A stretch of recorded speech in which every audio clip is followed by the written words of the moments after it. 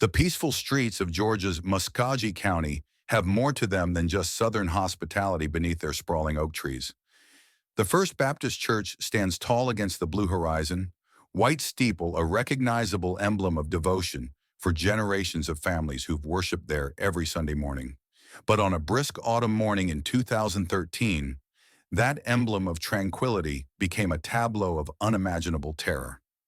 Behind the cherished church, 28-year-old Anna Thompson was killed, a life stolen in a place meant for safety and solace. The killing shook the close-knit community. Parents clutched their children tighter. Neighbors eyed each other warily. And somewhere in the midst of all this sorrow, merging into the fabric of normal life, a murderer remained at large.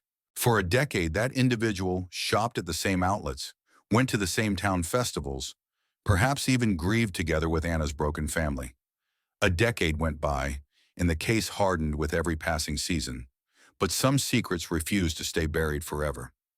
Advanced DNA technology eventually pierced the veneer of this seemingly perfect small town, revealing that evil often wears the most ordinary face. If you're fascinated by how modern forensic science is solving decades-old mysteries, hit subscribe and turn on notifications. This channel shares the most compelling cold cases finally brought to justice. Because time may pass, but the truth always finds a way to the light. Before we go on, I have to ask, where are you viewing from today? Leave your location in the comments. Are you in a small town like Muscogee County or somewhere entirely else? I'd love to know. Muscogee County lies in western Georgia, across the Chattahoochee River from the Alabama border. The county's largest city, Columbus, is its heart, large enough to appear on maps, yet small enough that acquaintance breeds warmth and reputations are made to last a lifetime. It's the sort of place where family names are honored, people still wave to cars passing by, and everyone knows one another by no more than 2 degrees of separation. Beyond Columbus, the county reaches into small towns where neighbors don't only know your name, they know your grandmother's maiden name. Friday night football is a full-fledged community event here. Diners serve as unofficial town halls, and showing up at church isn't a religious requirement, it's the hub of social life.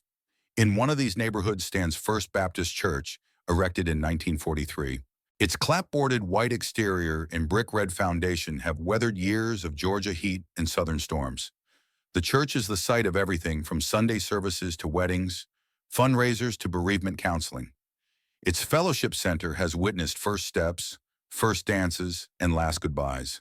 For generations, this church has been both refuge and social hub, where faith and community are so bound up together, they're practically indistinguishable. Anna Thompson understood this social fabric best of all.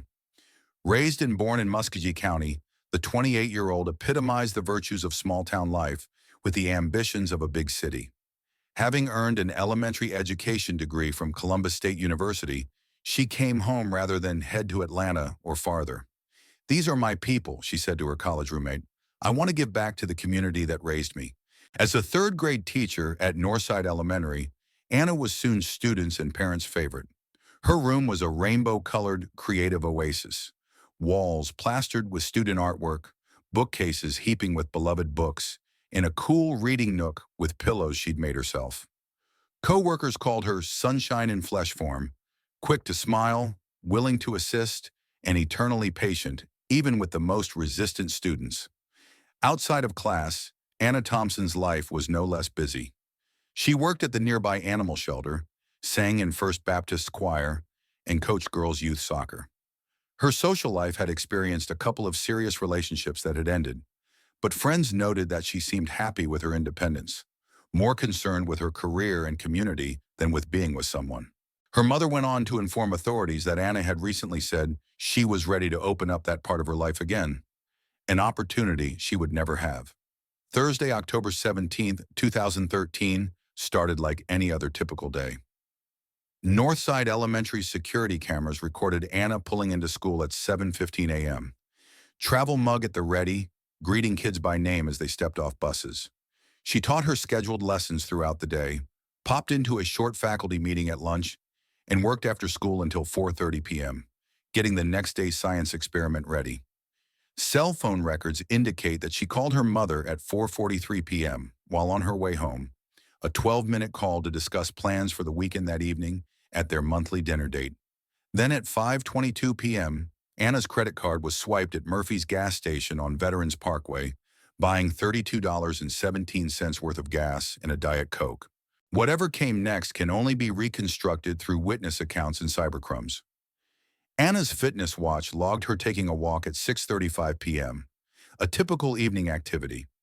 That evening, she walked through her subdivision toward First Baptist Church, where she would sometimes pause to sit on a bench in the tiny prayer garden behind the church. At 7:11 p.m., she texted her brother, "Beautiful sunset tonight, taking the long way home." By 9:30 p.m., when Anna hadn't come back and wasn't responding to calls or texts, her roommate started to panic. By midnight, relatives were scouring the sidewalks she took every day. And by sunrise, the entire community would be rallying in a desperate search that ended at the back of First Baptist Church, where Anna's last moments had played out in a brutal and senseless contrast to the sacred soil she adored. October 18th morning dawned with an unsettling stillness over Muscogee County. Anna hadn't come home, and her phone went directly to voicemail. By 6:30 a.m., a search party had organized at the county community center. Teachers, church members, neighbors, friends, and concerned citizens, most of whom knew Anna only by name, came out in support.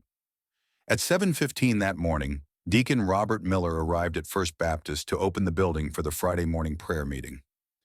He saw something unusual behind the church.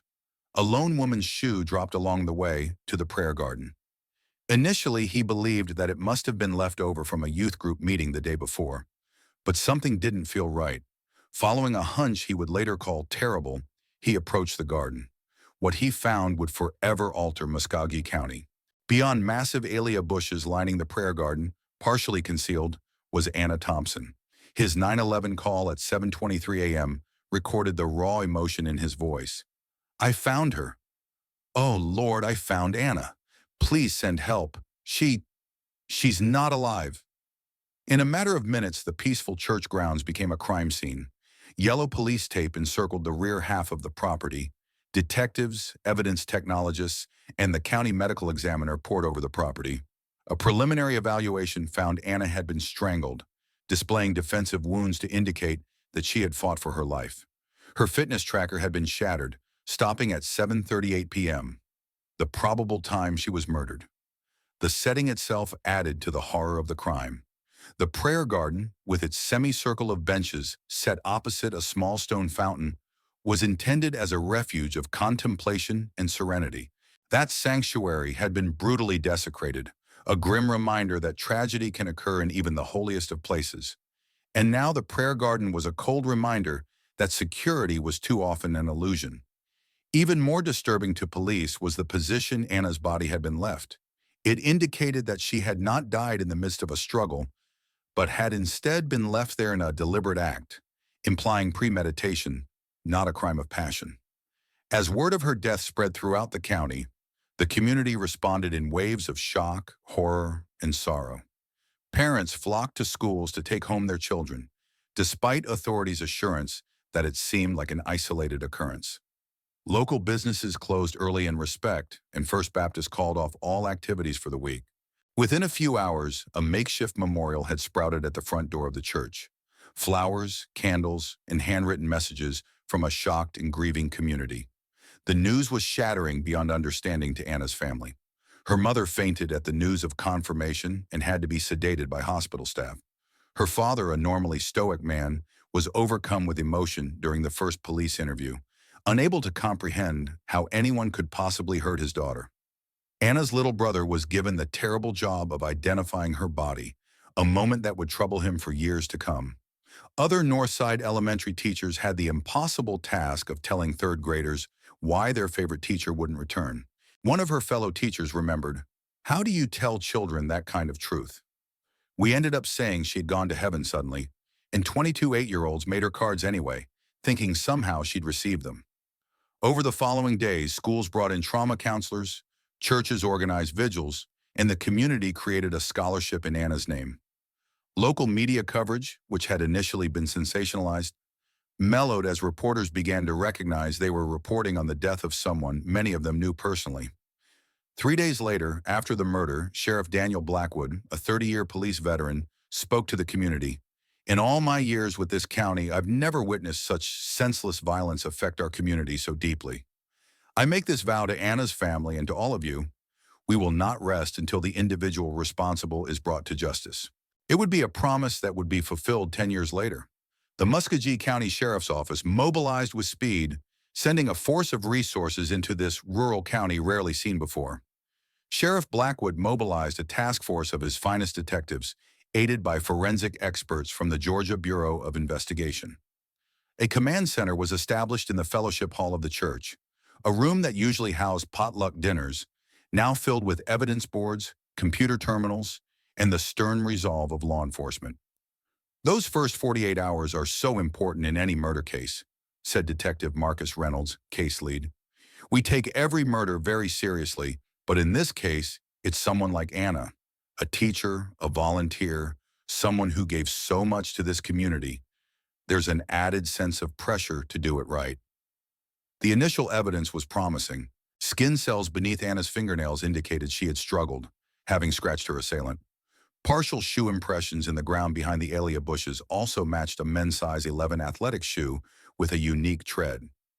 Business surveillance along Veterans Parkway caught Anna's vehicle at 6:29 p.m., coordinated with the start of her walk as indicated by her fitness tracker. Most significantly, police found DNA evidence at the scene not belonging to Anna, potential biological evidence from her killer. But problems arose nearly at once. The prayer garden, though isolated, was accessible from several sides, and no surveillance cameras monitored the location. Slight rain had occurred shortly after her estimated time of death, and it could have carried away trace evidence. And to the frustration of investigators, the DNA sample taken was small and degraded, not enough for full profiling with the technology they possessed in 2013. In the preliminary stages, detectives targeted Anna Thompson's personal relationships. Her former boyfriends, co-workers, and even parents of her students who could have had questionable interactions with her were interviewed. Her phone records and social media profiles were examined for any indication of stalking or threats. Her family and friends were asked if Anna ever seemed frightened or noticed anyone strange observing her. They eliminated each possible suspect one by one. Her latest ex-boyfriend had an ironclad alibi.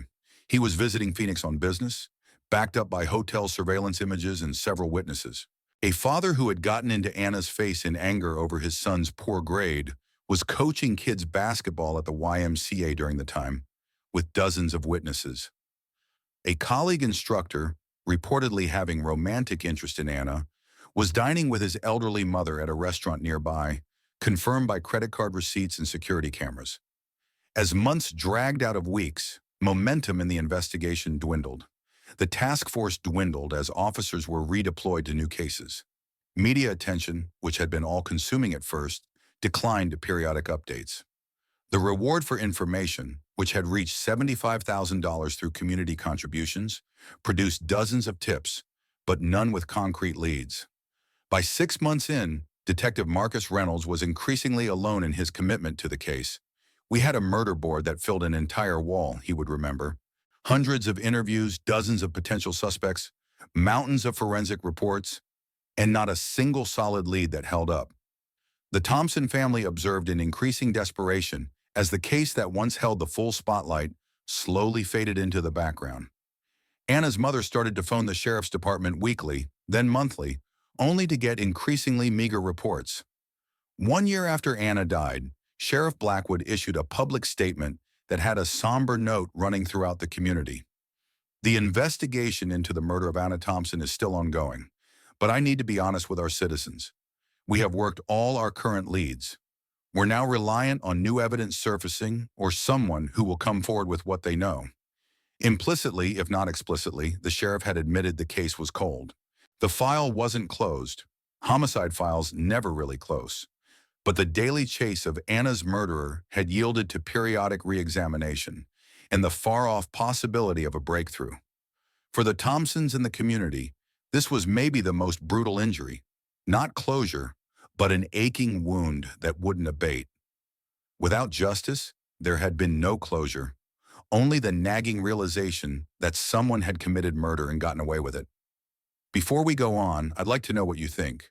What time is it where you're viewing? Are you up all night solving crimes in the dark or watching this during your lunch hour? Leave it in the comments. Time went on, mercilessly so, even when justice remained stationary. Years became months, and Muscogee County grappled with the unresolved murder among them. Yellow crime scene tape had been gone from behind First Baptist Church for years, and the prayer garden had been refurbished and rededicated. But there remained an invisible line. Parents no longer let their children walk home alone in the evening. Women jogged at night with pepper spray on hand. Neighbors added security cameras and motion sensor lighting. "It's like we collectively lost our innocence," said Reverend James Wilson, who came on as pastor at First Baptist 2 years after the killing. "Not only what happened to Anna, but because we still don't know who committed it. That uncertainty creates a certain type of fear, one that alters how people navigate the world." The numbers were a reflection of this change. Muscogee County home security system installations increased 68% during the 5 years after Anna's murder. Neighborhood watch groups expanded threefold in the years after Anna's death. The Parks and Recreation Department saw a consistent decrease in use of walking trails in public areas after dark. Local businesses moved their hours, with fewer places remaining open into the night. But despite this quiet change, the community would not forget Anna Thompson. Each year on October 17th, First Baptist Church held a memorial service that attracted hundreds of people, even years after. In Anna's third-grade classroom at Northside Elementary, her portrait hung permanently, and the school dedicated each year to Ms. Thompson Kindness Week, including community service projects based on her volunteer efforts. Anna's parents, Thomas and Catherine Thompson, directed their sorrow into activism. They established the Anna Thompson Foundation, subsidizing self-defense classes for women and girls across the county. Catherine became a certified victim advocate, counseling families who were dealing with the trauma of violent crime. Thomas, once a taciturn man, started giving presentations at law enforcement gatherings on the value of cold case units in rural agencies. "I know that the person who kidnapped my daughter believes they've gotten away with it," Catherine said in an interview with a local newspaper on the 5th anniversary of Anna's death. "But they have not. They live with what they did every day, and eventually, somewhere along the line, the truth will emerge. I know that with all my heart." Behind the scenes, the Thompsons contracted private detectives, consulted forensic analysts, and met with the Sheriff's Department quarterly to discuss the case. They had a website devoted to Anna's case, which included a timeline and a tip line, which every now and then would bring in leads, though none panned out. Detective Reynolds, although shifted to other cases, kept Anna's file at his desk. Each year, he had new detectives revisit the evidence with new eyes. Advances in technology occasionally necessitated reviewing physical evidence again, although these efforts did not produce any breakthroughs. As the 5-year anniversary came and went, then 7, then 9, the case remained disturbing the community, although it fell out of everyday speech. Families came to Muscogee County and had no idea of its worst moment, until quietly, their neighbors informed them. Kids who'd been in elementary school when it happened finished high school with but the haziest recollection of the tension that had filled the community. Life resumed as life does, but under the facade of ordinary life, the mystery was an open sore in the psyche of the county. Longtime residents still pointed out the prayer garden to strangers in quiet voices. Local legend built around the case based on stories of sightings, cover-ups, and conspiracies, most of which Detective Reynolds dispelled on a regular basis. For the Thompsons, the passing of years introduced a transformation in their mourning, but none in their resolve. "People assume you can move on after a while," Thomas Thompson said on the 9th anniversary of his daughter's death. "But how do you move on when you don't even know who took your child? When they might be behind you at the grocery store? That's not grief. That's an open wound." Little did he know that within months of speaking those words, everything would change. If this case has interested you, hit that like button now and share this video with someone who enjoys true crime mysteries. Have you ever followed a cold case which was eventually solved? What breakthroughs brought justice? Comment below and stay with me. The most surprising developments in Anna's case are ahead. January 2022 saw the Muscogee County Sheriff's Department's watershed moment, the establishment of its first ever cold case unit.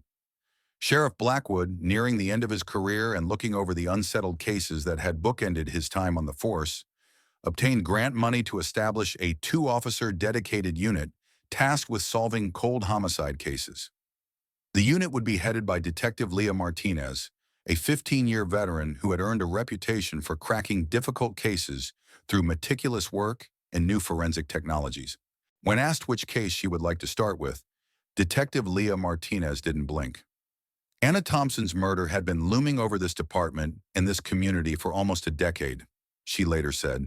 It was time to bring new eyes and new methods to the case. Martinez started by completely reorganizing the evidence. Rather than tackling the case chronologically as earlier investigators had, she plotted relationships among individuals, places, and physical evidence. Her office walls became covered in a tangled web of relationships and timelines, all radiating out from Anna. She re-interviewed major witnesses, never seeking entirely new information, but paying close attention to inconsistencies or details that might have been missed. Cold cases aren't typically solved by finding brand new evidence, Martinez said. They're solved by recognizing the significance of evidence we've had all along. The most promising avenue, however, lay in scientific advancements that had transformed forensic investigations in the decades since Anna's murder. DNA technology had undergone a revolution. Techniques like massively parallel sequencing and probabilistic genotyping now allowed analysis of samples once considered too degraded or minimal for testing. Martinez sent the original DNA taken from under Anna's fingernails to a forensic laboratory in Virginia in March 2022. As opposed to standard DNA analysis, which demands fairly large, uncontaminated samples, this laboratory was equipped to obtain usable genetic profiles from minimal amounts of biological evidence. Today's science, compared to what we had in 2013, is like the difference between a smartphone and a telegraph, said Dr. Elaine Winters, the forensic analyst who worked with the evidence. We can now match unique DNA markers from tiny amounts of cells and sort out mixed DNA profiles that would be impossible to sort out today if it was from 10 years ago. While awaiting lab tests, Martinez also tried to track down another technological advance: genetic genealogy. Made famous after the 2018 Golden State Killer case, this method employs DNA profiles to look up genealogical databases for likely relatives of a person whose identity is unknown. Building family trees and drawing down leads, police can pinpoint suspects who never submitted their DNA to law enforcement repositories directly. The work was time-consuming. The partial DNA profile from Anna's case only produced distant matches initially, and Martinez had to build complex family trees across generations and states.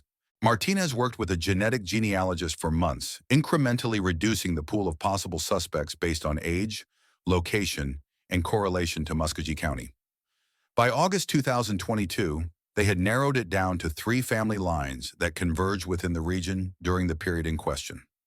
Martinez then commenced the painstaking process of elimination, making discreet inquiries into male relatives of these families who would have been present in the area in 2013. The breakthrough came from an unexpected direction. In September 2022, the specialized lab returned their analysis of the DNA beneath Anna's fingernails. Using advanced extraction techniques, they had isolated a more complete profile than ever possible before. When this enhanced profile was run through the FBI's Combined DNA Index System, CODIS, it returned a match, not to a convicted offender, but to evidence from another crime. "I'll never forget that moment," Martinez recalled.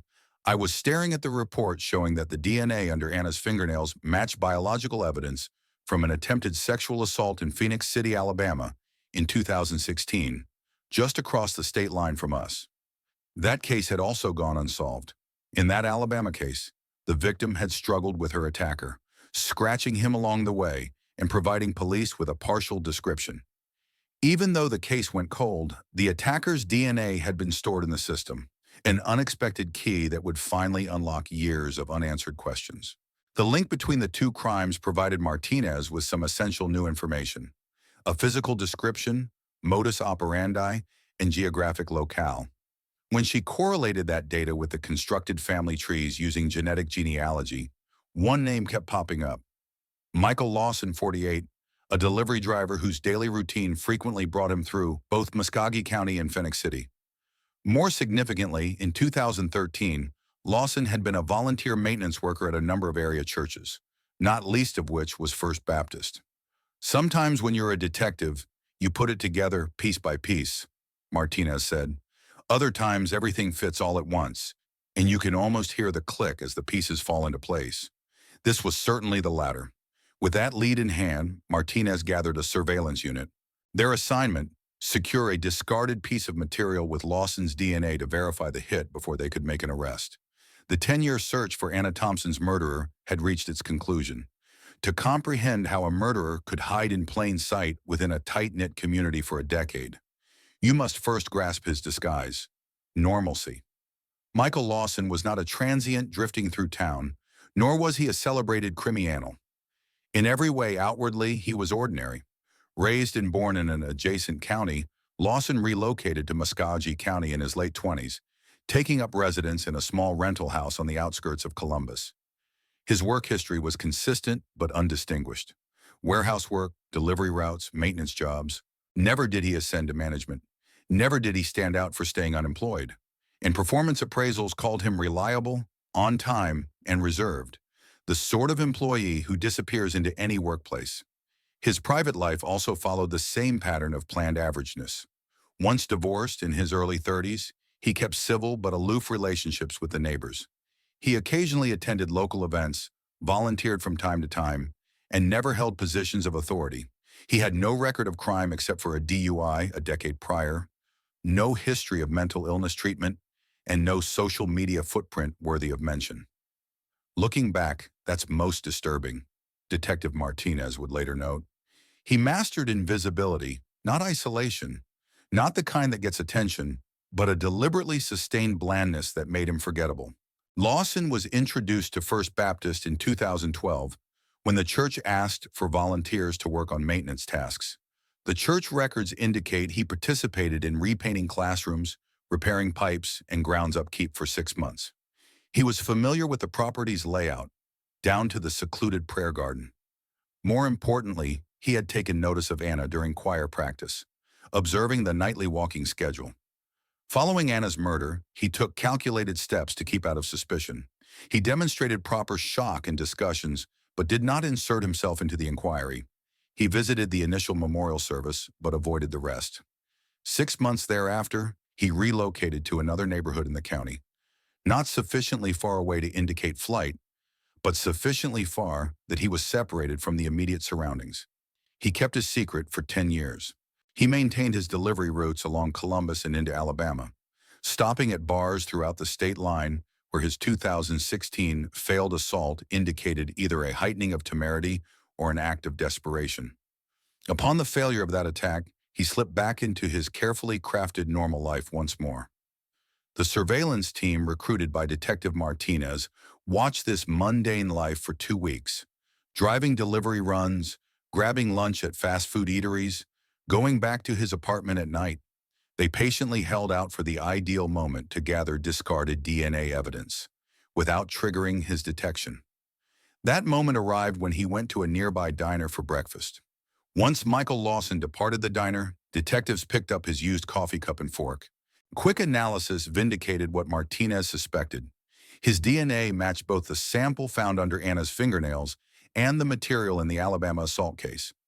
On October 12, 2023, just days before the 10-year anniversary of Anna's murder, Lawson's ordinary day came to an abrupt halt. Returning to his delivery truck after a routine stop, he found himself surrounded by 4 unmarked police vehicles in the parking lot of a hardware store. Detective Martinez approached, flanked by uniformed officers. "Michael Lawson," she announced, "you're under arrest for the murder of Anna Thompson." Witnesses reported his response as not one of panic or defiance, but one of quiet deflation, as if he had been waiting for a decade for this moment to arrive. He put up no struggle as officers handcuffed him and read him his rights. The arrest sent shockwaves through Muscogee County. Local news interrupted programming to report the breakthrough, and within hours the sheriff's office held a press conference confirming the arrest in the decade-old case. Sheriff Blackwood, visibly emotional, credited advances in DNA technology and the relentless work of the new cold case unit for finally cracking the investigation. For those who thought they knew Lawson, the news was incomprehensible. Co-workers expressed disbelief. Neighbors struggled to reconcile the quiet man who waved hello at the monster revealed. A former supervisor told reporters, "If you'd asked me to list 100 people who might be capable of murder, he wouldn't have made the list." Perhaps the most telling reaction came from Anna's mother, Catherine Thompson, who said simply, "I've passed him in the grocery store. I've stood behind him in line at the bank. All this time, he was right here." This case begs the question, how many murderers are out there lurking in plain sight throughout America at this very moment? Do you think DNA technology will eventually crack most cold cases, or will some murderers always get away? Let me know your thoughts in the comments section. And if you're finding this story as riveting as I am, give that like button a click. It brings more people to these important stories. The capture of Michael Lawson was like a surprise storm in Muscogee County, catching a community reeling from trying to grasp a reality desired and dreaded. The person who had killed Anna was not some faceless stranger. He had walked among them for years, filling up gas at the same stations, buying his groceries at the same markets, maybe even saying hello to Anna's own relatives. Local media caught residents and co-workers alike struggling to comprehend it. "I just can't believe it," said Diane Mercer, who had lived 2 doors down from Lawson for 3 years. "He helped me carry groceries when I broke my ankle last winter. He was so normal." She cracked on the last word, echoing the rest of the community's incredulity. At his workplace, Columbus Delivery Services, workers huddled in small groups, white with shock. "He was just here yesterday," one of his co-workers said to the press. "We grabbed lunch together, at least weekly for 5 years. He'd discuss sports, complain about traffic, never anything odd or worrisome. The manager called him the epitome of dependable. Never late, never sick a day, never a complaint from a customer." When asked if there had been any red flags, the manager said slowly, "That's what's terrifying, there weren't any. He was just there, blending in." For the Thompson family, the arrest brought a tangled mix of emotions. Relief, yes, but also overwhelming anger. "He's been free all these years while we've been suffering," Thomas Thompson told reporters outside the courthouse after Lawson's initial appearance. "He watched us search for answers. He probably saw our pleas on the local news." Catherine Thompson, a woman who had dedicated years of her life to channeling her sorrow into activism for the families of victims, was left face to face with the brutal ache of loss all over again. "I thought I was ready for this moment," she stated in a fleeting remark. "I have imagined it 1,000 times, but nothing prepares you for looking the face of the person who killed your child." She hesitated, struggling visibly to gain composure. "And nothing readies you for the discovery it's a face you've seen before." Anna's brother, who had made the positive identification of her body 10 years before, would not come to court to watch. "I don't have to see him," he said. "I need him to be brought to justice, but I won't provide him with the pleasure of my attention." As news of the investigation emerged, the community grappled with reconciling the careful police work with their own inability to identify a predator in their community. First Baptist Church, where Lawson volunteered and eventually committed murder, had an emergency congregation meeting with over 400 attendees. Reverend Wilson spoke to the shocked crowd. "We are faced not only with the identity of Anna's murderer, but our own vulnerability. We welcome this man into our holy places." The church made plans to totally retool the prayer garden, reshaping it from a place of tragedy to one of healing and remembrance. New security protocols and background check mandates for all volunteers were put in place, moves that many other local community groups soon followed as well. Muscogee County officials sponsored a town meeting at the high school gym, where more than 1,000 residents came to listen to law enforcement officials, mental health professionals, and victim advocates. Sheriff Blackwood confronted the community's feeling of betrayal head-on. "Evil doesn't always make a big noise. Sometimes evil dresses itself up as everyday life. That's not an easy reality to embrace, but embracing it keeps us safer, not more fearful." Detective Martinez, speaking publicly about the case for the first time, explained how advances in forensic science had finally brought justice. "DNA doesn't forget, and it doesn't lie," she told the crowd. "No matter how careful someone is, they leave traces behind.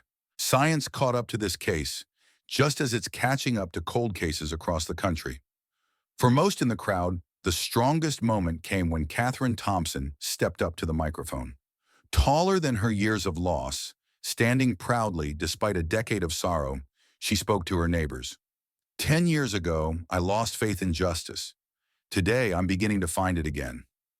Anna would want us to remember not how she died, but how to live, with courage, kindness, and faith in each other, even when that faith is tested.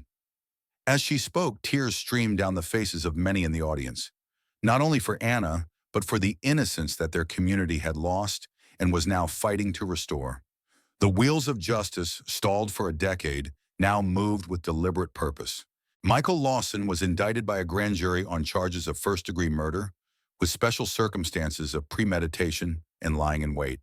The district attorney's office, mindful of the community's intense interest, assigned their most experienced prosecutor, Vanessa Cortez, who had never lost a homicide trial in her 15-year career.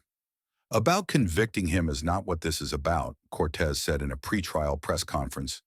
It's about giving answers to a family and a community that have waited way too long. We're going to put on a case so complete and so strong that there can be no uncertainty about the defendant's guilt. The defense had an uphill fight against growing scientific evidence. Lawson's court-appointed lawyer, Martin Geller, a well-respected veteran of the public defender's office, began by concentrating on procedural issues, challenging the chain of custody for decades-old evidence, and the constitutionality of genetic genealogy methods. When those motions were rejected, he moved to an effort to overcome mitigating factors that could result in sparing his client the death penalty. The trial commenced in April 2024, almost 11 years since Anna was killed. Extraordinary security protocols were employed at the Muscogee County Courthouse, with visitors making their way through several checkpoints prior to entering the courtroom. The trial was not broadcast, but a closed-circuit feed was made available in an overflow room to cater for the hundreds who desired to see justice being served.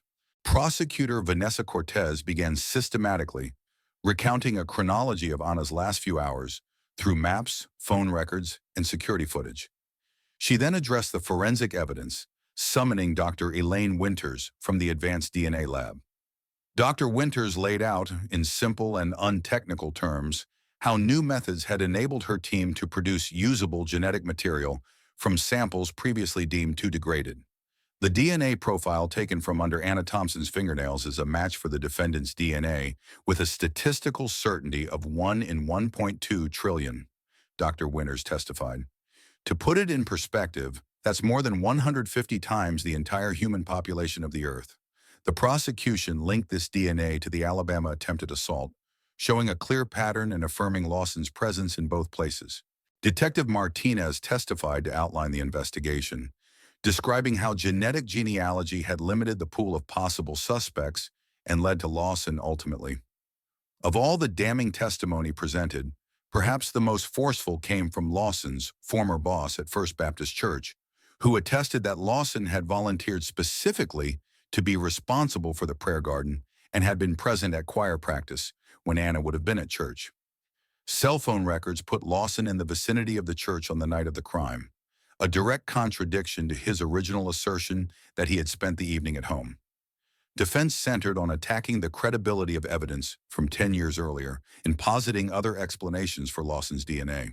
Lawyer Martin Geller contended that since Lawson was a maintenance employee at the church, he may have deposited DNA where Anna went, keeping open the option of transfer. But this claim disintegrated when the prosecution showed that the DNA appeared specifically under Anna's fingernails in a pattern indicative of defensive wounds. Following 12 days of evidence, the trial was then submitted to the jury. They deliberated for only 7 hours before handing down their verdict, guilty on all charges.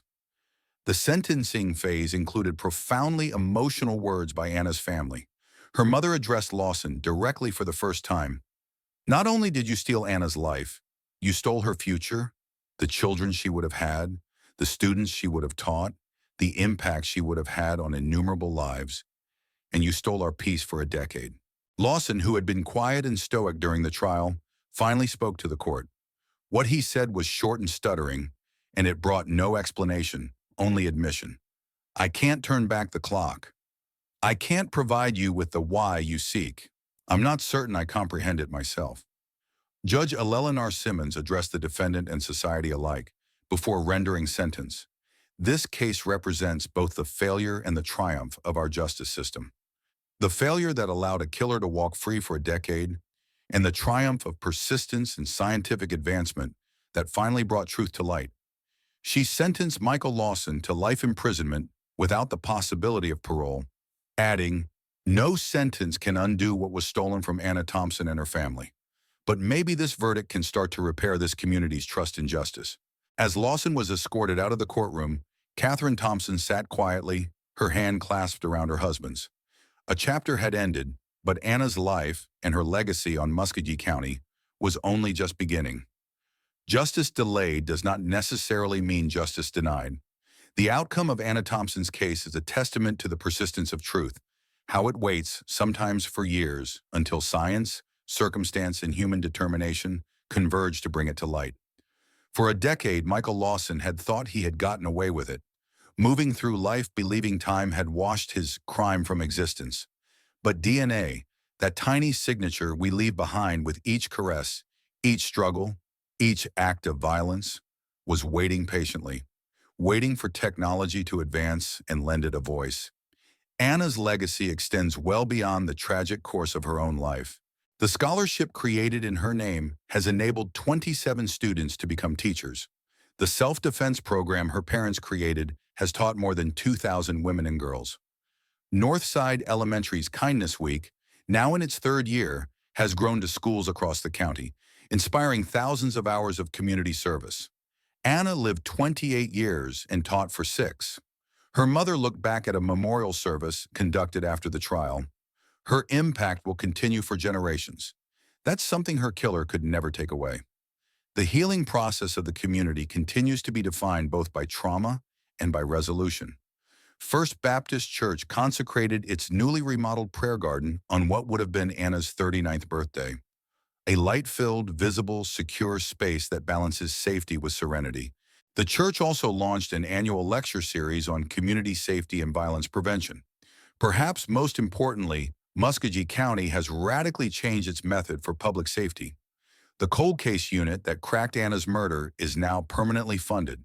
The Sheriff's Department has new training in evidence preservation in anticipation of future technological breakthroughs. Local schools now incorporate age-appropriate safety instruction with mainstream subjects. For forensic experts and police everywhere, the Thompson case illustrates the strength of technological determination. Samples previously deemed too degraded or tiny now provide vital evidence. Family trees can be reconstructed from faraway genetic shreds. Digital breadcrumbs can be traced years after they were deposited. Cold cases are never cold, Detective Martinez told an audience at a law enforcement conference after the trial.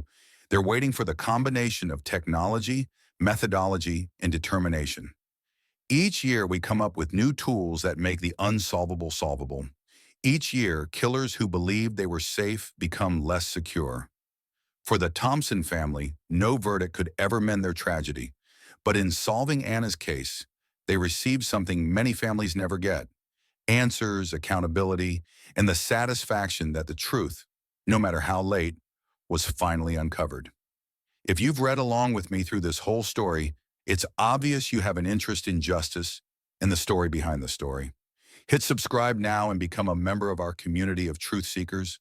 Next week, we'll be looking at how a 30-year-old killing in rural Montana was cracked thanks to a genealogy site and one detective's refusal to quit. From cold cases to courtroom drama, this channel delivers the complete story behind America's most intriguing crimes. Thanks for watching, and remember, no secret remains buried forever.